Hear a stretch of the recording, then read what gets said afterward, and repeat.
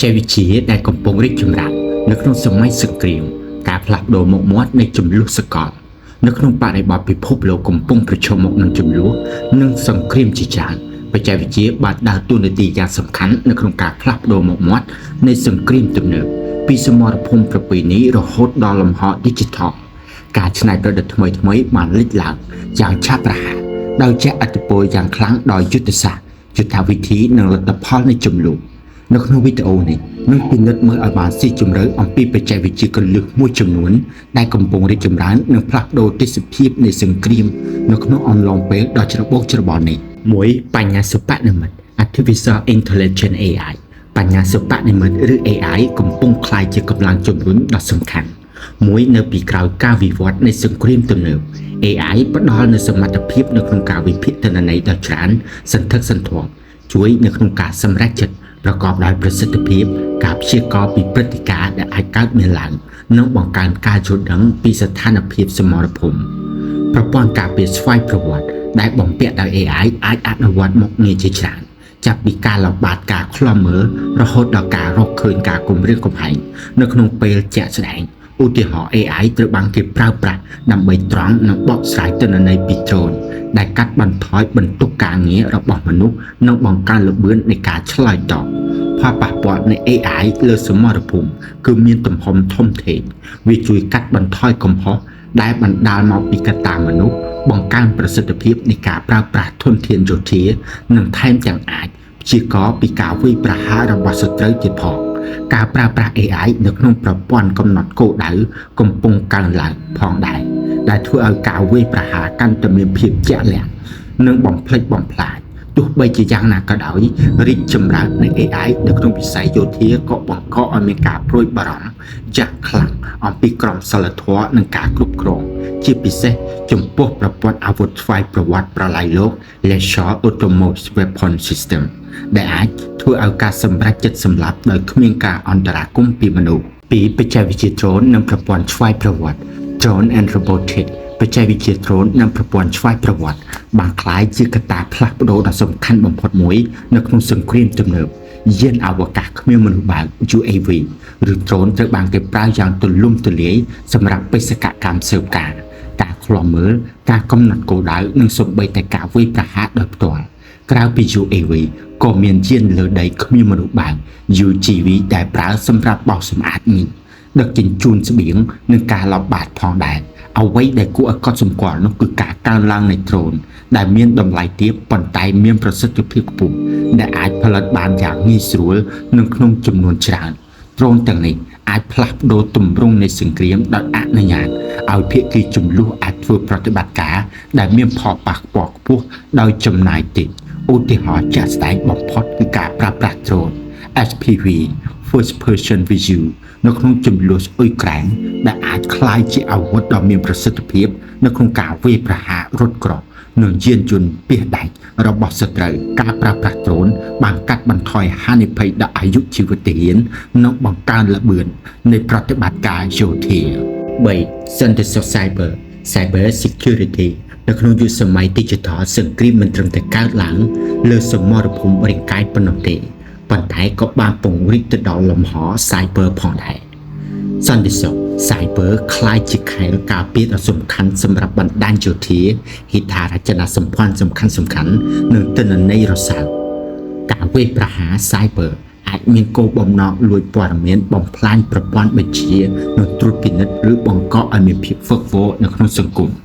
ជាមួយនឹងការកើនឡើងនៃក្រុម Hacker ដែលមានសមត្ថភាពខ្ពស់ស្ថាប័នការពារជាតិកំពុងតែស្វែងរកដំណោះស្រាយការពារ Cyber ដែលកាន់តែទំនើប AI ត្រូវបានគេប្រើប្រាស់ដើម្បីបង្កើនការពារដែលអាចសម្របខ្លួនបាន Adaptive Defense ដើម្បីទប់ទល់នឹងការគំរាមកំហែង Cyber ដែលវិវត្តឥតឈប់ឈរការពារហេដ្ឋារចនាសម្ព័ន្ធរូបវ័ន្តសំខាន់ៗនិងប្រព័ន្ធសរសៃប្រសាទកណ្ដាលរបស់យោធាពីការវាយប្រហារ Cyber គឺជាអត្ថប្រយោជន៍ចម្បងមួយនៅក្នុងសង្គ្រាមទំនើប4 Internet នៃវត្ថុយោធា Internet of Military Things Internet នៃវត្ថុយោធា IoT គឺជាបដិវត្តថ្មីមួយដែលអាចភ្ជាប់ឧបករណ៍យោធាទាំងអស់ចូលទៅក្នុងបណ្ដាញតែមួយនេះរួមបញ្ចូលទាំងទាហានយានយន្តប្រព័ន្ធអាវុធឧបករណ៍ចាប់សញ្ញានិងមជ្ឈមណ្ឌលបញ្ជាដែលទាំងអស់នេះអាចចែករំលែកទិន្នន័យនិងសម្របសម្រួលប្រតិបត្តិការក្នុងពេលជាក់ស្ដែងផ្ដល់នូវការជួយដឹងពីស្ថានភាពសមរភូមិកាន់តែប្រសើរឡើងនិងបង្កើនល្បឿននៃការឆ្លើយតបដែលជាកត្តាសំខាន់សម្រាប់ជោគជ័យនៅក្នុងប្រតិបត្តិការយោធាតាមរយៈការរួមបញ្ចូល IoT ទៅក្នុងបច្ចេកវិទ្យាការពារជាតិថ្មីៗកងកម្លាំងយោធាទទួលបានការយល់ដឹងពីស្ថានភាពដ៏អស្ចារ្យនិងប្រតិកម្មរហ័សឧទាហរណ៍ទាហានអាចទទួលបានព័ត៌មានអំពីទីតាំងសត្រូវស្ថានភាពអាកាសធាតុនិងព័ត៌មានសំខាន់ៗផ្សេងទៀតដោយផ្ទាល់ទៅកាន់ឧបករណ៍របស់ពួកគេដែលអនុញ្ញាតឲ្យពួកគេធ្វើការសម្រេចចិត្តបានលឿននិងត្រឹមត្រូវ 5. បច្ចេកវិទ្យាប្រើប្រាស់ពីរយ៉ាង Dual Use Technology បច្ចេកវិទ្យាប្រើប្រាស់ពីរយ៉ាង Dual Use Technology សំដៅទៅលើបច្ចេកវិទ្យាស៊ីវិលដែលត្រូវបានកែច្នៃឬប្រើប្រាស់សម្រាប់គោលបំណងយោធាឧទាហរណ៍ដ៏លេចធ្លោបំផុតគឺ drone ថតរូបស៊ីវិលដែលត្រូវបានកែប្រែដើម្បីប្រើប្រាស់សម្រាប់ការស៊ើបការកំណត់គោលដៅឬសូម្បីតែការទម្លាក់គ្រាប់បែកខ្នាតតូចផ្កាយរណបអ៊ីនធឺណិតដូចជា Starlink ក៏ជាឧទាហរណ៍មួយទៀតនៃបច្ចេកវិទ្យា Dual Use ដែលផ្ដល់សេវាទំនាក់ទំនងសំខាន់ៗដល់កងកម្លាំងយោធានៅក្នុងតំបន់ជម្លោះការកើនឡើងនៃបច្ចេកវិទ្យា Dual Use ធ្វើឲ្យសង្គ្រាមកាន់តែមានភាពស្មុគស្មាញវាកាត់បន្ថយឧបសគ្គនៅក្នុងការចូលប្រើប្រាស់បច្ចេកវិទ្យាយោធាដែលអនុញ្ញាតឲ្យភាគីជម្លោះដែលមានធនធានតិចតួចក៏អាចប្រើប្រាស់បច្ចេកវិទ្យាទំនើបបានដែរនេះក៏បង្កឲ្យមានបញ្ហាប្រឈមផ្នែកច្បាប់និងក្រមសីលធម៌ផងដែរដោយសារតែការបែងចែករវាងគោលដៅស៊ីវិលនិងយោធាកាន់តែព្រាវ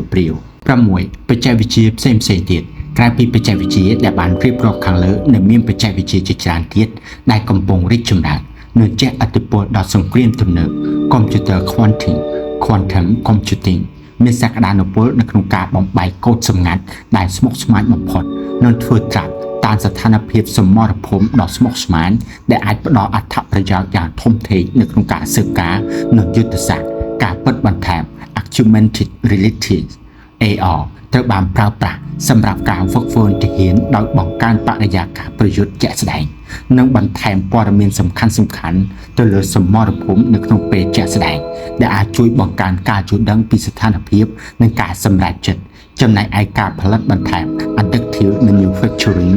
ឬ 3D Printing អនុញ្ញាតឲ្យផលិតគ្រឿងបន្លាស់អាវុធឧបករណ៍ឬសូម្បីតែដ្រូននៅនឹងកន្លែងដែលកាត់បន្ថយការពឹងផ្អែកទៅលើខ្សែសង្វាក់ផ្គត់ផ្គង់និងបង្កើនល្បឿននៃការជួសជុលលើសពីនេះអាវុធល្បឿនលឿនបំផុត Hypersonic Weapon អាចធ្វើដំណើរនៅក្នុងល្បឿនលឿនជាងសំឡេងច្រើនដងអាចធ្វើឲ្យពួកវាពិបាកនៅក្នុងការស្ទាក់ចាប់និងបង្កការគំរាមកំហែងយ៉ាងធ្ងន់ធ្ងរដល់ប្រព័ន្ធការពារបច្ចុប្បន្នជាចុងក្រោយអាវុធថាមពលដឹកនាំ Directed Energy Weapon ដូចជា laser ឬ microwave អាចប្រើប្រាស់ដើម្បីកំទេចដ្រូន missile ឬឧបករណ៍អេឡិចត្រូនិករបស់សត្រូវដែលផ្ដល់នូវជម្រើសការពារថ្មីៗបច្ចេកវិទ្យាគឺជាកម្លាំងចលករដ៏សំខាន់នៅក្នុងការកំណត់គោលដៅនិងលទ្ធផលនៃចំនួនសកលពីបញ្ញាសិប្បនិម្មិតដែលបង្កើនសមត្ថភាពសម្រេចចិត្តរហូតដល់ដ្រូនដែលផ្លាស់ប្ដូរយុទ្ធវិធីប្រយុទ្ធបច្ចេកវិទ្យាទាំងនេះបាននាំមកនូវទាំងឱកាសនិងបញ្ហាប្រឈមថ្មីៗការយល់ដឹងអំពីការវិវត្តទាំងនេះគឺចាំបាច់ណាស់ដើម្បីត្រៀមខ្លួនអាចទប់ទល់នឹងអនាគតនៃសង្គ្រាមនិងធានាសន្តិសុខសកលការអភិវឌ្ឍបច្ចេកវិទ្យាយោធាត្រូវបានប្រព្រឹត្តទៅដោយមានការពិចារណាលើក្រមសីលធម៌និងច្បាប់អន្តរជាតិដើម្បីធានាថាការរីកចម្រើនទាំងនេះបម្រើផលប្រយោជន៍រួមរបស់មនុស្សជាតិមិនមែនជាការបំផ្លិចបំផ្លាញនោះទេ